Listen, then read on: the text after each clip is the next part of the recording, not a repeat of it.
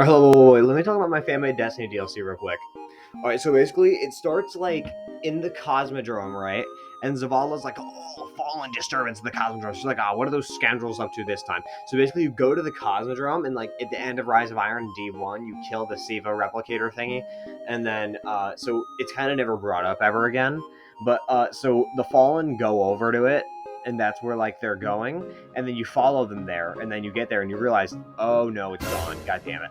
So you report that to the Vanguard, and in the old Destiny concept art, if you've seen, there's like Siva on Nessus, or there was gonna be.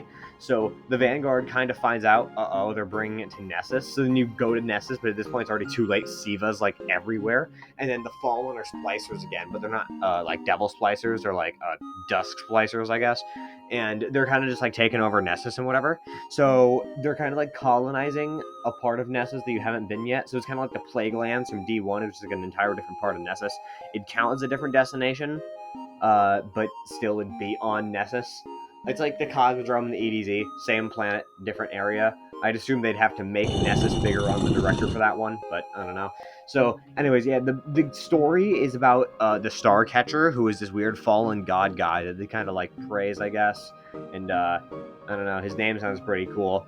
And so, yeah, the Starcatcher, he's found Siva, and fallen like machines. Yeah, that's why they call Traveler the Great Machine. So, yeah, he decides, I'm going to be a splicer, and I'm going to make all my supplicants splicers.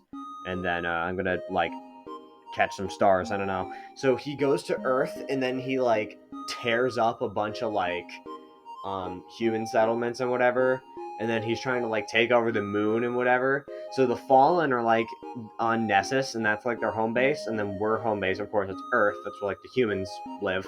And now we're kind of like fighting over territory on the moon, right? So we kind of had like this war on the moon with the splicers, and the splicers end up winning over the moon. And then the splicers end up like invading Europa, and we'd think they like go for Eventide or something, but they actually end up going deep, and they like try to invade that Vex portal or something that leads to that weird Vex world where that big Hydra came out of in that one strike. And then but that's like where a strike and the DLC would be. It's like, protecting the portal from splicers. And maybe the boss fight would be like inside the other side of the portal or something, just so it's cool. So after that strike, we're like, all right, we have Europa. The splicers have taken the moon in Nessus, but we still have Earth in Europa. And then we're like, all right, where are they going next? And then we kind of like detect some fallen activity on the Dreaming City. So we kind of go to the Dreaming City, and it's less of a fight against the splicers there as much as it is just like in general protecting the Dreaming City. So this is where side plot A kind of kicks in. um I didn't even really plan a side plot A. It's just like I wanted an excuse for the Hive to be involved. So Hive do bad on Dreaming City. Also, splicers are here. And then once we're done doing stuff in the Dreaming City, we go back to Nessus, and then we find the Starcatcher, like, in his lair. We've kind of broken in, and then we don't end up killing him. We end up like critically injuring him, and then the splicers kind of teleport him away. And then that kind of builds up to this raid, right?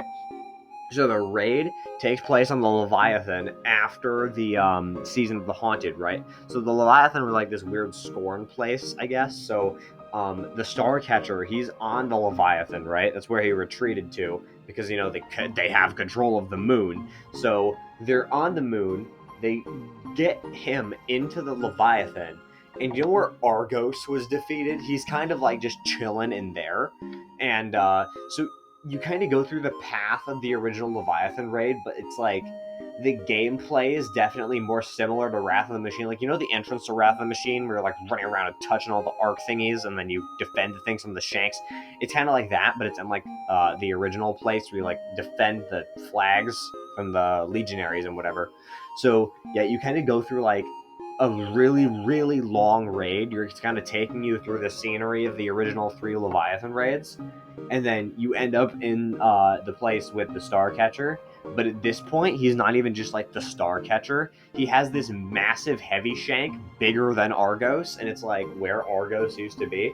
And like the Siva replicator is like sending Siva directly to his location, coming out of him, linking him to the ground. There's just like a massive. You ever seen raw spaghetti? No, it's not raw spaghetti. You ever just seen spaghetti?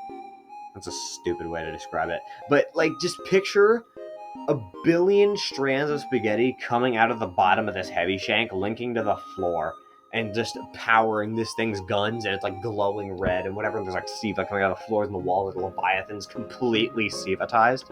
And so in the end, you end up killing this guy, and then yeah, you get some cool Siva exotic from the end of the raid, probably like a sword or something. And this DLC, forgot to mention, it's like all like 90s themed. I know it sounds really weird, but like listen. So basically the entire aesthetic, everything's going for is either dark and spooky or like pretty, because it kind of, the whole idea of the DLC is that no one cares about what's going on unless it's like world catastrophic, because you know the Awoken aren't doing anything about it. The like House of Light doesn't care. Keitel and her cabal don't really care too much, unless it's directly affecting them. And the DLC is kind of like showing the indifference of the environment. You're going to chase splicers down as they try to take over the moon, and you just see these beautiful like sceneries. You go to Nessus, you'll have the two bright suns just casting a beautiful sunrise amongst the trees as splicers are actively tearing you to pieces. It's just like, wow, nature really doesn't care about me. So yeah, the DLC is it's called Starfall. I don't know if that really is a good name for a DLC about splicers. Then again, it is also about the Starcatcher. Why would the Starcatcher want to be a splicer? Anyway, so yeah, it's really cool.